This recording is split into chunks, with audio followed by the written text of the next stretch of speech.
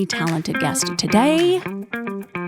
Man, when I was doing research on this one, I pulled up her website and immediately just pushed back in my chair. I did. I was like, what is happening? Her paintings and her art is it's sublime. That's all I can say. It's sublime. It's the light that she uses. Anyways, I can go on and on and on, and we do in the podcast, so stay tuned, listen up. Her name is Marianne Vander Dussen, and I hope I said that right. Vander Dussen. Yes, Marianne Vander Dussen. It is Dutch. And anyway, she's here in the studio, and we talk about her paintings. We talk about her amazing YouTube videos, which I went on and saw. So, listen, if you ever wanted to paint, you're too scared to start, her videos are for you because it's so well explained. They're not super long, so you're not in there, right, for a 3-hour lesson. They're succinct, to the point. They're really well thought out, really easy to follow. And she just has a lovely voice, and she explains things so well. I loved it. So let's get into it. But before we do, we have to thank one of our sponsors. That is the North Bay Regional Health Center Foundation. Without you guys, we couldn't do this. So thank you so much. I'm Lisa Bueve, and this is To North Bay with Love.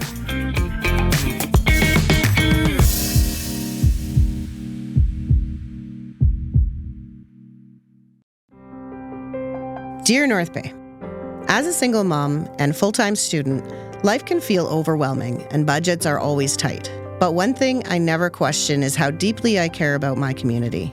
When I began volunteering at the North Bay Regional Health Center, I saw firsthand how much the healthcare system means to people, especially when life takes an unexpected turn. It made me think, what if it was my child, my parent, or my friend that was in need of care? That's when I realized I wanted to do more, to be part of something bigger than myself. I joined the I Give monthly club because even a small monthly gift can have a meaningful impact, helping ensure everyone in our community has access to the care they need right here at home. If you believe in strong local health care, I hope you'll join me. Sign up at nbrhcfoundation.ca or call 705-495-8125. It's simple and it matters. With gratitude, Kim Cosgrove. I'm so excited that you're here. This is so... Thank you. And I'm asking everybody, you are a well-known secret, I think, or something. Because, I told everybody at work today, I got so many people to Google you. I'm like, no, you need to look at her paintings. They must be international. Where are your... I don't know, I guess just where's the scope of where your paintings have gone? So in terms of the paintings themselves, they have predominantly gone within North America. But in terms of my audience, Canada actually represents a fairly small piece of the pie, about 6% for Canada, not just North Bay, but all of Canada. My largest market is in the United States, followed by Europe, Australia, New Zealand, and then Canada comes in sort of 5th or 6th, I guess. Canada? Yeah. What is wrong with you? Why do you think? Well, I think because on the platforms in which I operate, it is predominantly an American audience. YouTube is predominantly American and European. And so what's actually interesting is that directly parlays into how I have to spell certain things for SEO and for Googleability. Right. So things like color. Yep. I don't have the U in it. And trust me, it bothers me. Yeah, I feel this is not right. Yeah. But no, in order for my audience to feel more comfortable with it, out the U goes. And do they love, because seeing a lot of your, on your website, looking at the beautiful, the ones with the train, Yes. and our beautiful Lake Nipissing, and you can see and our wharf, it's beautiful and so fun to look at because we recognize it right away. Yeah. And I wonder if those are being sold in the United States market, do they love that kind of a? And so basically, when you're kind of looking at my business in general, the thrust or the main bulk of my income actually comes through teaching and through online course sales and through the work I do on YouTube. In terms of the paintings themselves, I'm not actually painting as much as I would like, simply because I teach through the paintings and the paintings themselves are conduits, but my primary business is in education and teaching people. Right. And breaking down, because what's so magnificent about living and working in the 21st century is that knowledge is no longer gate kept. right? It's not held behind institutions where only the select few who can pay their way through the doors, who have 4 years of their time to learn art or another skill, have the opportunity to level up. Now, education is somewhat equalized, where you can basically gain a full degree worth of learning and knowledge from places like YouTube if you know where to look and if you have those critical thinking skills, of course. But basically, what I love about the work that I'm doing now is that I get to work with people all over the world and help them develop wherever they are at whatever skill level they are. So I get to meet them where they are. And that is intensely rewarding. So, okay, let's go back to the beginning. Okay. The day was, Marianne was born. Okay, because you didn't start your career teaching in like art specifically. Yes. So basically, I actually majored in theater and drama. I know. So I know. Which is this is why we're going to be twinsies. Yeah. Okay. And I feel very comfortable speaking in front of people. But basically, I went to Queen's. I went into the drama department. And what I loved about that program is that the strength of that program was that it taught you how to run a business. Because if you wanted to put on a production, and you would know this, you don't just wait for the production to run. Dear Lord, no. Yeah. Get the script. That's right. You license it. You find your space. You get the costumes. You put a team together. And that was actually how I really derived the most amount of value from my program, was learning how to execute on an idea. Right. And to have this vision and be like, okay, we want to do this. Let's make it happen. Also while going to classes and working part-time. Right? You're like, yeah. And then market it too, right? Exactly. That's a big thing too, because Marketing you can have a is great huge. show, but if nobody knows what's going on, That's right. So you have to find those avenues as to like, what is That's the audience right. you're trying to get in here, and then how do I reach them to tell them what's going on? Yeah. 100%. So when I graduated from there, I wound up going to Toronto, and I worked in Toronto in real estate for 4 years, which is another passion of mine. And I'm a landlord here in North Bay as well. Okay. And so I worked there for 4 years and kind of realized I was working for one of the top brokers as his assistant. We were working in the bridal path. It was somewhat surreal. I had access to these NBA players' houses, and they were like $10 million plus, right? Yeah. And this is like, I don't know, however many years ago.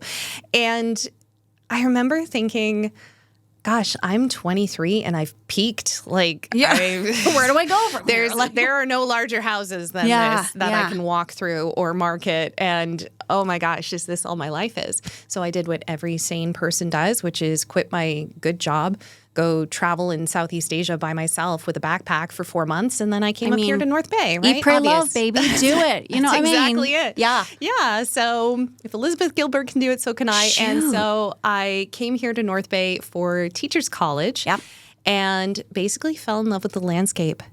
And it was actually through photography that I initially fell in love, because the Nipissing campus, in terms of its access to nature, is world class. It's crazy. Yeah. And the trails there, the trees, there was something in me that just felt like it was home. And so I was sometimes late for class because I would be snowshoeing through the trails and things like that. And so there was like a part of me that was very much attached to the land. And so when I graduated from there, I said, I'm not done. I need to do a master's of education. I know kind of, as well as one can know how to teach with just 1 year of schooling. Now I want to sort of dive deeper into the why. Like, why do we teach? And so basically I did a master's in education focusing on storytelling. Okay. And using story to help my students connect with who they are authentically and to be able to express that through multimodal means. So dance, writing, art, things like that. So I finished the degree, and I was working in North Bay as an occasional and a long-term occasional teacher. And I was also painting at the time. And I had started painting during the Bachelor of Education program because as a junior intermediate teacher, you're required to know how to teach all of the subjects. You have to be able to teach music. You have to be able to teach art. You have to teach math, all these things. So we had a class on art. And I remember picking up a brush and going, oh my God, this is amazing. Like, Excuse me? You know that moment in Harry Potter where he picks up the wand and it's like, You're like, just that's oh my it. God, That's the one. This is incredible. And so I just kept going. And I was posting my work online, somewhat shamelessly, and it wasn't very good. I need to be very clear. No, it wasn't. For real? Yeah, it was bad. And so, because I mean, it was my first time doing it. And so, of course, it was bad. But people were noticing and they were like, hey, can you do this for me? And I always said yes. I was like, absolutely, let's do this. And I just kind of kept at it. And I remember making my first Facebook page for myself. I had something like 1,000 friends on Facebook at the time, and I couldn't even convince like 100 of them to like my page. And I was like, oh no, this is so embarrassing. Like, what am I thinking? How, like, why did I make myself a fan page? This is ridiculous. And I felt quite silly about it for a little while, but I kept posting. Yeah. And eventually a friend of mine was like, you should teach paint nights. It's a big thing in the South. I was like, I don't know if paint nights are my thing. Well, I ran one as a test. Yeah. And then next thing I know, they're selling out. They're booking up like within 48 hours of me posting. I was riding a wave. It's not like this anymore. I would post a paint night. They would sell out right away. And so my first year, I think I ran 74 paint nights locally. Okay. Yeah. Like just everywhere, Everywhere. Elks Lodge, wherever you could get a space and just Pretty much. Yeah, I didn't do Elks. I did the Grand for fundraisers nice. a bunch of times. Yeah. I was at Cecil's every Monday. I did birthday parties, bridal showers, retirement parties. I went to people's houses. I did groups of 4. I did groups of 60. I've got a group of 80. And this is all what you're teaching too? Like you're still this is all I was teaching. I have always been a chronic worker. Yeah. I was teaching in schools, teaching piano, painting, and running paint nights. I know. Just to name a few. Yeah, you know. What? And you didn't burn out? Did you burn out or did it like? The nice thing about being an occasional teacher was that if I ran a massive paint night, say I worked a massive paint night on a Wednesday, I could just book that Thursday off and recover a little bit, which I did. And I also found that it was actually much easier to run full tilt before I became a parent in 2018. And that's when things kind of slowed down in terms of the paint nights. And I began, once my kids were in daycare, to focus more on online teaching for that flexibility since I'm first and foremost a parent. Yeah. And so it's like, okay, I don't think it's sustainable for me to continue at the pace I was doing before. And to be fair, the paint night craze kind of dried up a little bit. Where do you teach now? Is it online? It is online, yes. Yes. So I have developed 2 online digital courses. That's the bulk of my income. And so basically I have what's technically known as a passive income funnel. Okay. Where basically what happens is that people find me predominantly through YouTube, sometimes through Instagram. But I find that the long form is where people really find me. And my channel is calibrated for SEO, search engine optimization. So basically, if you're looking for how to paint XYZ, there's a strong chance that you might find one of my videos.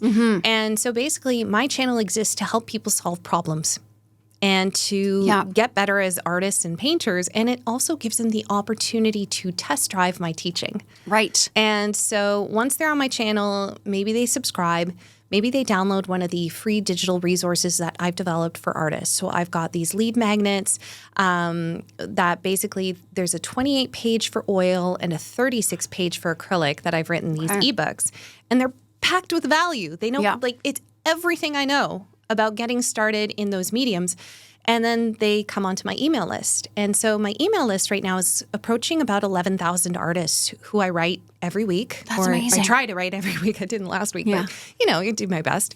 And so basically, when I'm writing to them, I try and offer them value because when you give someone your email address, that's kind of a big deal. And I don't just want to be spamming them. Right. So when I'm trying to reach out to them and connect with them, it's like, how can I offer you value? What is it that you're going through? And earlier, before the podcast started, you mentioned about having some hesitation to restart a painting practice because of perfectionism. Yeah. So I actually address that. Do you? Yeah. Well, anytime that there's something like friction, something that's getting in your way, whether it's imposter syndrome, perfectionism, not knowing a certain skill, that counts as friction, right? Things that slow you down in your progress. I like to address that head on Yeah. and use And then examples just- from what I'm doing. Yeah. Because, I mean, I'm hardly perfect, but I tend to be very reflective and analytical about Right. what is happening here. Why is it that I'm so reluctant to do this thing? Let's talk about this. And it was so like because when I watched that YouTube video of the marsh, it was so well put together. It really was. No, it really was. It was fun. It was entertaining. I was glued to it. And then also I kind of went, okay, we're just talking in tones. We're just doing tones. We just need like these 5 colors or how, there's just a few colors, which surprised me. Yeah. And then we're just taking this color and this color. We're making a dark one and a lighter one and a lighter one, and then and it was so simple the way that you put it together. Mm-hmm. And yet at the end of it, you have this incredible, and even how you talked about, distance, how distance is, because somebody might look at a painting of a marsh and go, yeah, but how do I get those trees like way over there? Again, it's just all tone, right? So That's things that right. are in the background, you're not going to see them. And so I thought it was really well explained and it wasn't overwhelming. And I thought, because yes, I have painted, but it's been a long time. So I was like, hey, I do feel like a new painter. I feel like I definitely need some new skills or I can and you're always learning. Mm-hmm. And I just, I thought it was so cool. Like I was thinking there was something you did in there and I was like, oh, that is, I always wonder how to put, because now I do acrylic. I have a bunch of acrylic. It's just easier obviously than oil, but how you put them on the wet. You put like your metal plate and then your the paper wet towel palette, and game your changer.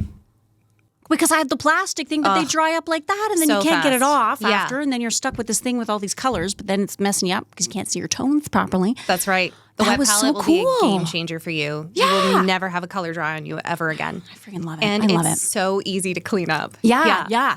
You're the light always freaks me out in paintings. And it's when I was painting a lot, it was the one thing that really it was like a pat on the back, because you'd be doing the light and then you kind of step back and it's when you step back and you go, oh, that looks like a sunset, or yes, oh my God, the shadow makes sense, Mm-hmm. But I think it's really hard to do. And so looking at you have this gorgeous painting, your flowers, I want your flowers in every room of my house. Thank you. The black background with I love those That's actually jewel what I'm working on tones. right now is a black background they're jewel gorgeous. tone iris. Oh, it's going to be pretty. beautiful.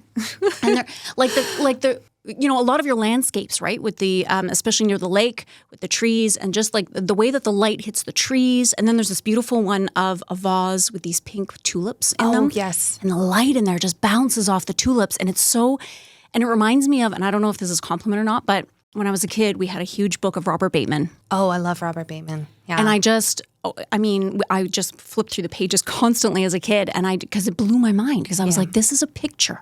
You took it with a camera. Stop lying to me, Robert Bateman. You did not use a brush. But it was his light, you know? Oh, Dang, Robert girl. Bateman is a genius. I could talk about him all day because so he cool. actually, just as a side quest here, but he is remarkable because if you watch his process, even though he comes at it from a place of realism, if you ask him, he's like, no, I'm a bit more of an expressionist and abstract. And then when you see how his paintings start out, because he starts them out as thumbnail sketches, he's really looking at them in terms of blocks and chunks and forms and light and dark within the composition. So that when you see the final thing, it has gone through so many different iterations of composition and it's masterful. I love it. So incredible and that's exactly like with the marsh, right? And I think that's where I kind of get stumped. And I would say that's probably a lot of the times when people get stumped, even maybe on a paint night with you, because we started, and you would just say like, put a bunch of color down here and we're just putting a bunch of brown. And then I'd put some gray up here and then I put that, and I would look at that and go,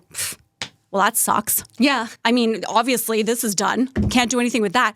But then it's the building on top of it, right? It's the building on top. Layering. And the using, and I love the little brush work that you do, and then you bring the grasses to life and you bring the stuff to life. So it's just getting past that, like, I need to watch your YouTube on perfectionism. And what's interesting too is that I think there's a lot of misconceptions when it comes to acrylic because no one tells you this, especially if you're self-taught. No one sits you down and says, look, you're going to have to paint in layers. Yeah. Like you're going to have to think in And layers. let some dry. Yeah, and come you back. you let the layers dry simply because it's actually the chemical composition of the paint. And again, I could nerd out over this, but long story short is that the difference between oil and acrylic isn't just in how they're chemically formulated, it's in how they dry.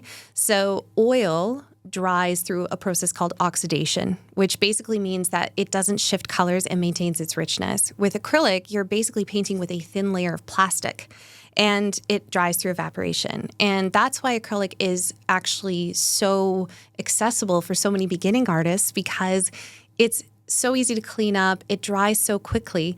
But the downside of that is that the color shifts as it dries, simply because the binder that is within the paint, it's milky when wet, but clear when dry. Okay. And so your paint is shifting on you. And you also have to think in layers where you're building layer after layer after layer. Oil painters use a technique called alla prima, which means basically first shot. And so you can paint the whole thing in one go. Right. But acrylic does not have that luxury, simply because acrylic paints have different opacity levels.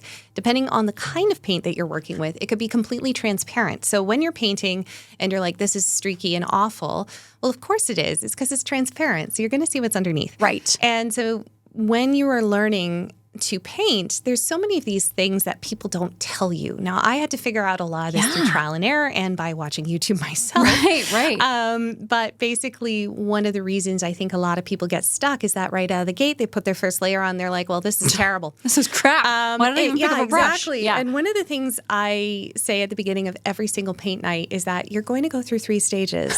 The first stage is, wow, I love this. This is so relaxing. I love it. We're having a great time. Drinking Everything's wine. great. Woo. Yeah. Second step is, this is garbage. This looks so awful. Why am I here? Yeah, this is I'm bad. embarrassed. This Yeah. is point blank bad. Right. And then the third stage, and this is my job, to walk people through. And it basically, for the psychologists out there, this is a miniature Dunning-Kruger effect, where when you first start a skill, your knowledge of the skill is like down here, but your confidence in your own competence is extremely high. Sure. Right? Like it's when you start working out at the gym, you lift a few weights and you're like, I'm so fit. This is amazing. I know everything. And then you get humbled. Yep. As you learn more, you're like, oh my gosh, I don't actually know anything. And then your confidence level plummets. And then on the other side, and so there's basically this little mini Dunning-Kruger effect that happens every paint night, where I walk people through the initial euphoria of, woo, being creative, to, this is terrible. And, I did this. This is nice. Yeah. And Do you say that at the beginning of a paint? 100% I do. Okay, I love every it. single time. Because I've done it so many times. And at this point, because I have done hundreds of events at this point, I have taught thousands of people to paint in person. Knowing that you're going to go there in advance softens the blow. So that way, when you hit that moment of, oh my gosh, this looks bad, which we all do, you're not taken by surprise. Right. And that's really, really important. I think when you're learning any new skill, the more you can be prepared for any kind of learning curve or wall that you are suddenly confronted with, the easier it makes it to surmount that.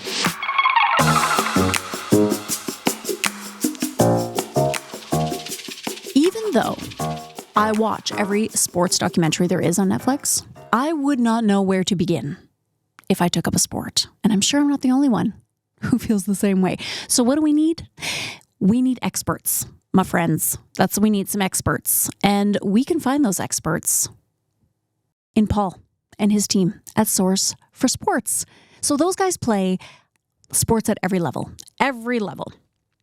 So no matter if you're a beginner or if you're a seasoned pro, they can educate you on what you need to play that particular sport, and they can take you to the next level in your sport. So if you've been playing something for a long time and then you kind of want to, kick it up a notch, go see Paul and the team at Source for Sports.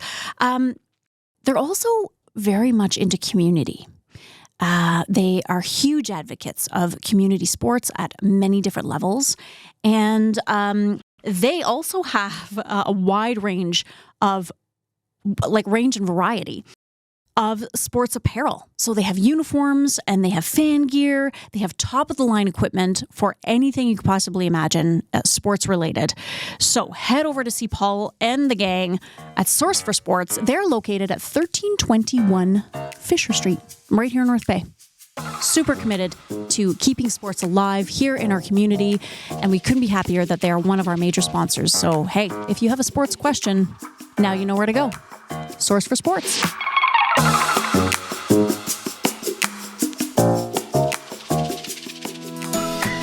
North Bay's turning 100, and what a time to be here.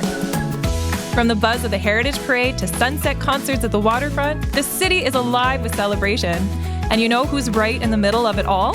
Homewood Suites by Hilton North Bay. We're proud to be a part of this milestone moment. Whether you're coming home from a family reunion, planning a gathering with friends, or just simply making the most of everything the Centennial has to offer, our doors are open.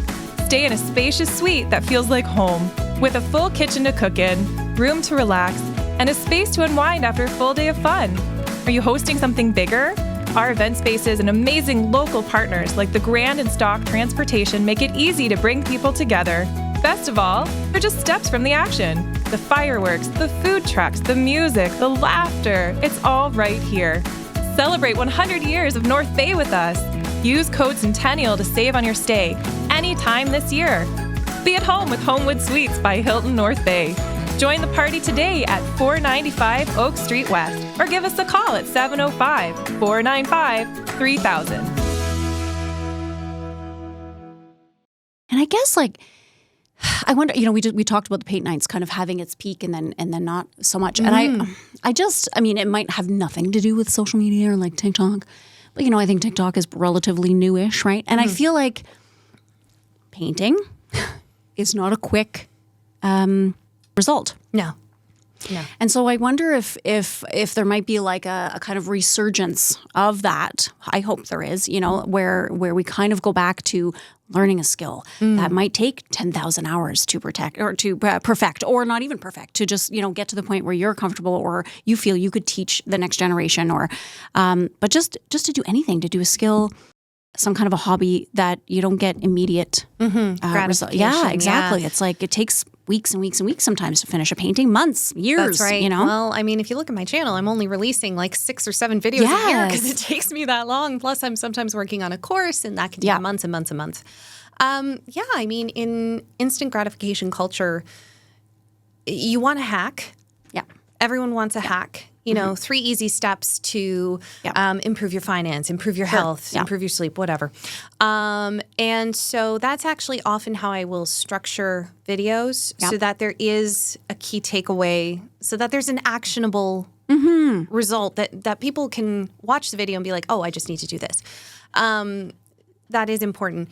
But what you're describing in terms of the satisfaction that can be derived from mastery is actually why I'm not as concerned about my job being threatened by artificial intelligence. Simply because what you're describing, this sort of like putting in the hours, putting in the effort, and the satisfaction that you gain from having gone through that process and the experience and all that sort of stuff is a very human experience. And I think people are actually going to crave that as the world becomes more automated and more reliant on these kinds of technologies, which, a friend of mine sent me a clip on TikTok about how the next iteration of ChatGPT is going to be something like 1,000 times smarter than Einstein in terms of IQ, and that this is actually very difficult for us as humans to fathom because we're going to be trying to talk to it, and it's going to be on a different level. Exactly. Like the same way that a grade 5 or like a 5-year-old trying to talk to a university professor, there's going to be this total disconnect. Gap. Yeah. And so, we're only on the cusp, like the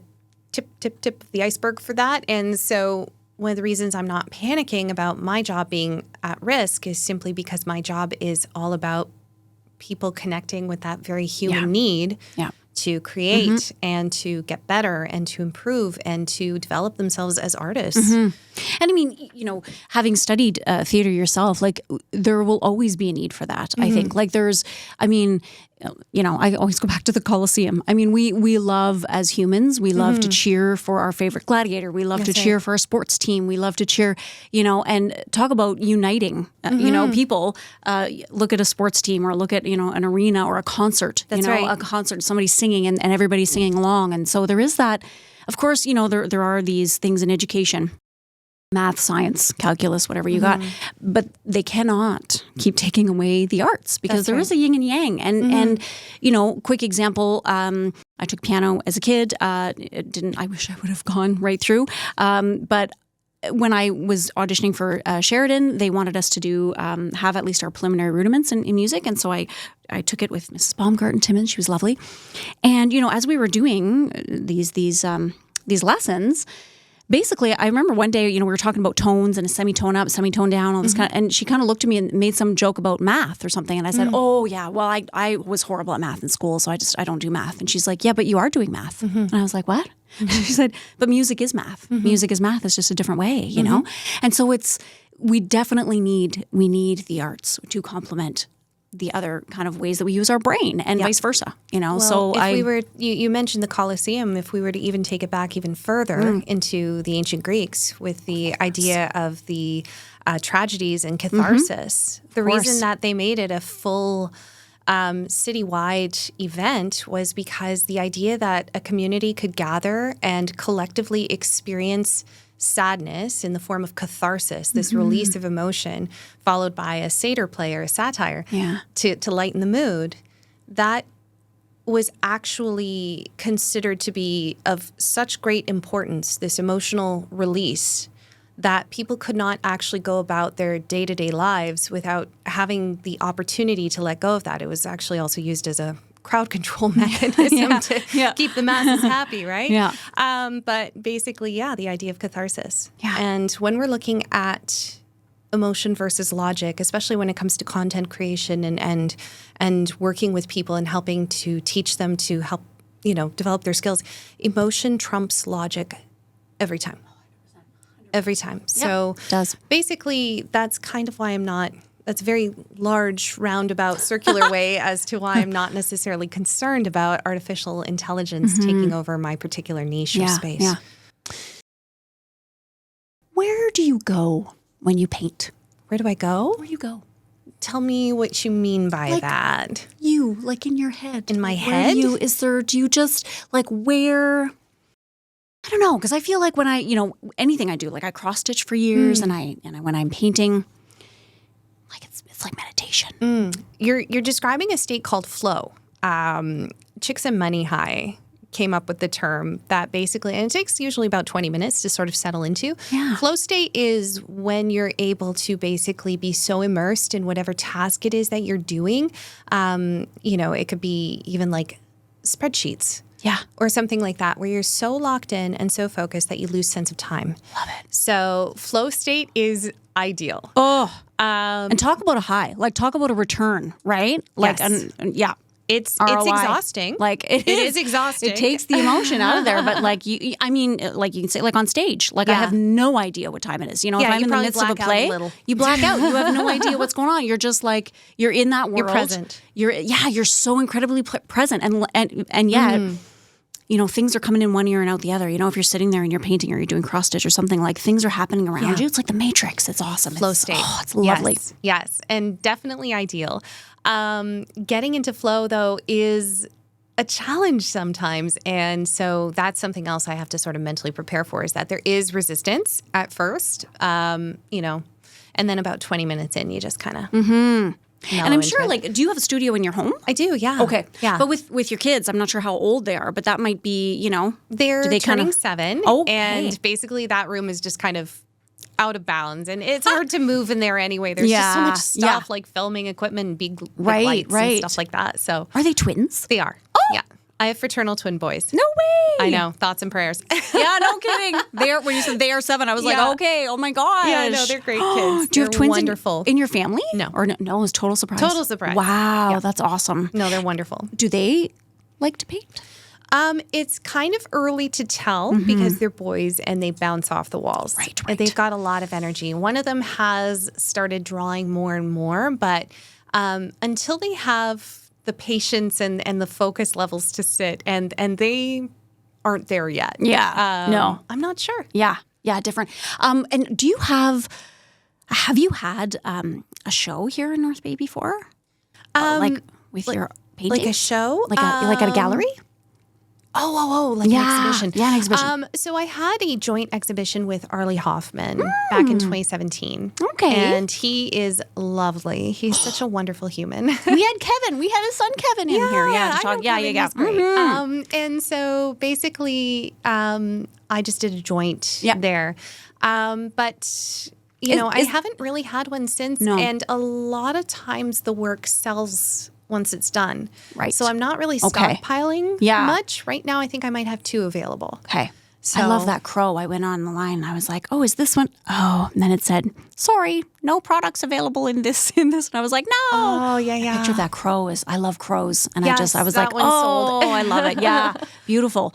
And so so that's not something necessarily that you're kind of like building up to do kind of a thing. No, simply because to put on a full exhibition is a lot of time and a lot of work.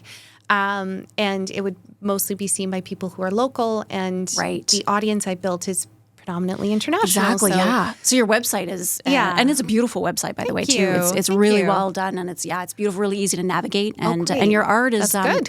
and your art is so beautiful, like it's beautifully shot. I don't know how they do, they must take a picture of it and put it. But like sometimes you go on a website and it doesn't translate. You're like, what color is this? Or I don't. But this is like it's almost like you're looking at it in person. So it's usually photographed in front of my garage. Okay, well there you go. Yeah, I do. Oh my God, kudos. Yeah, because it's really.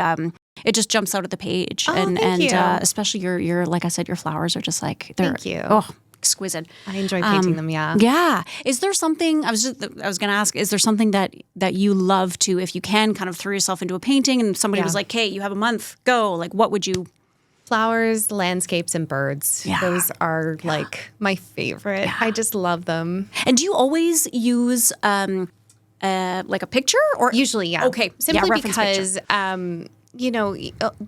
Artists have very strong opinions on this. I like using a reference photo. So I like do that it's stable. So do I, yeah. Yeah. And so for me, I just use photos. Yeah. Hey, man. Do you. Exactly. Do you, girl. Exactly. Well, this has been delightful. Oh, thank you. Thank you so much for coming in. And my pleasure. We will put, your website at the bottom of this podcast so people can go to it and see. Yeah. And, I can't wish you luck, because I think you're already doing it. Like you're living it, and how amazing is that too? Like it just must be amazing to wake up every morning and realize that you get to teach something that you love to do. Yes, it's great. There are some pitfalls to it, of course, and there's failures as well. Yeah.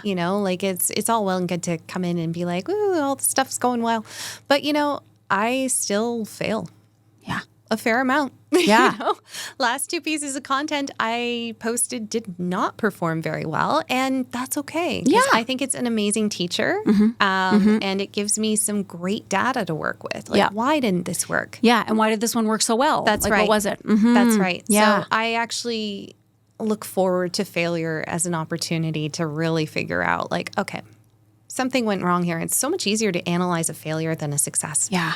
So that's so interesting that you say that, because we went to Caverly's. We went to Zoe Caverly's potting. I guess her studio, potting studio, and anyways, and that was something that she said, because she got the wheel out and she threw some clay on there, and we were doing. And the first one we did, we were filming it, and she's like, "Okay, so then you do." Anyways, it turned out horribly, And she said, no, she says, now this is when I say to my students, like, you're going to hate it? Great. So smash it. Smash it. We're going to do it again. Who cares? Like, just do it again. So it's interesting that, now I'm speaking to another artist, and there's such a big component of failure in there, and being okay with failure, because it's an old friend. Like Michael Jordan said, you what is it? You miss 100% of the shots you don't take. So just take it. Just put your hat in the ring and see what happens. Yeah. And, and that's a really good way too to get over that horrible perfectionism, because there's nothing fun about that, because it just kind of keeps you on the sidelines. It does. Yeah. Absolutely. Just go for it. I was filming a video yesterday for YouTube, and I filmed it 3 times because my perfectionism got the best of me. Yeah. And there's a difference between perfectionism sabotaging your productivity, and I think that's what happened, versus having high standards. Yes. Because you can sort of disguise it and be like, oh, no, that was just me having super high standards. But was it? Yeah. Was it? Yeah. What was So- the end result there? How'd you feel about that? Yeah. Yeah, exactly. It's like, is your heart kind of pumping and you're sweating? And that might not be, just high standards. So, yeah. Thank you so much. Oh, thank you for having me.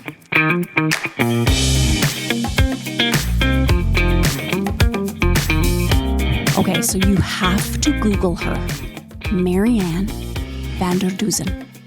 Go right now to your computer. What are you waiting for? Why are you still here? Get off of this. Turn me off. Turn it off. Press stop. Go to your iPad, wherever you're watching this, listening to this. Head over to your computer and do it because you'll be slapped in the face with gorgeousness. Anyways, I can't even say enough about her paintings. They did something to me. They really touched me. I love the light that she plays with and her flowers. Oh, I wish I could have one of her paintings in every room of my place. Her landscapes are beautiful. I love the ones at the train because, hey, North Bay, it's a train town, my friends. Anyway, I loved also when we were talking about failure, right? Because I mentioned, going to Zoe Caverly's pottery studio and how she talked about that too, and, you see these beautiful pieces of pottery or a beautiful painting that's hanging in a gallery somewhere. It probably didn't get that way on the first try. Right? And so there's that to think about too. It's that old adage, right? Like, if at first you don't exceed, try again. But it's true. I mean, just keep at it. Just keep trying it because you're probably not going to get it the first time, especially if it's a new skill. So just stick with it. Tell the little voice in your head who's the perfectionist voice who's like, oh my God, you can't do this. This is too big. This is too much. You've never done this, blah, blah, blah. Tell her to take a hike. Do one of these off your shoulder and just pick up a brush or pick up some clay or, I don't know, put some dance shoes on, some little tap shoes, whatever you want to try. Just try it. Why not? Just do it. And you know what else you can do? You can head over to our website, northbayecho.ca. You can sign up for our newsletter, Echo Essentials, and we'll send it right to your inbox every week. You can check out the other podcasts that are available. Until next time, much love, North Bay.